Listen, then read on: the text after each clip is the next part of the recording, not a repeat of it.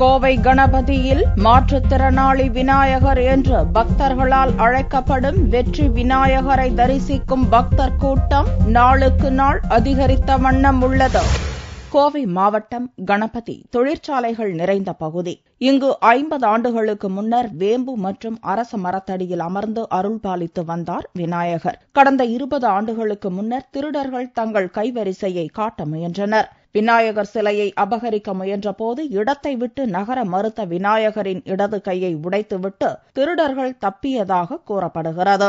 இடது கை இழந்த நிலையில் தன்னை நாடி வரும் பக்தர்களுக்கு மரத்தடியில் அமர்ந்தபடி ராகு, கேது மற்றும் சர்ப்பத்துடன் விநாயகர் அருள்பாலித்து வருகிறார். வெற்றி விநாயகரை வணங்க தமிழகத்தின் பல்வேறு பகுதிகளிலிருந்து பக்தர்கள் வந்து கொண்டே இருக்கின்றனர். அரசனும் ஆலமும் இருக்கும் இடத்தில் கோவை மாவட்டத்தில் எந்த ஒரு கோயிலின் சன்னதியிலும் இந்த ஒரு மாற்றுத்திறனாளியாக உட்கார்ந்திருக்கும் விநாயகர் எந்த ஒரு சன்னதியிலும் இல்லை. அது ஒரு சிறப்பு அம்சமாக கூறுகின்றோம்.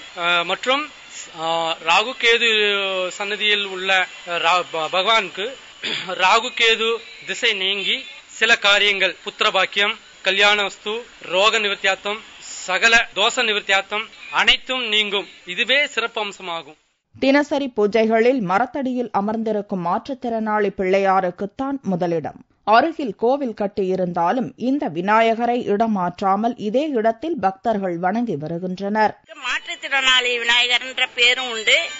ஏன்னா ஒரு தடவை ஒரு திருடன் இந்த விநாயகரை எடுத்துட்டு போகிறதுக்கு ரொம்ப முயற்சி பண்ணி விநாயகர் சிலையை உடைக்கும் போது அவரால் திருடனால எடுக்கவே முடியல. அவரோட கை மட்டும் தனியா வந்துடுச்சு. ஆனா விநாயகரை அதுல இருந்து எடுக்க முடியாம விநாயகர் வரவே இல்லாம அந்த இடத்திலேயே அப்படியே இருந்தார்.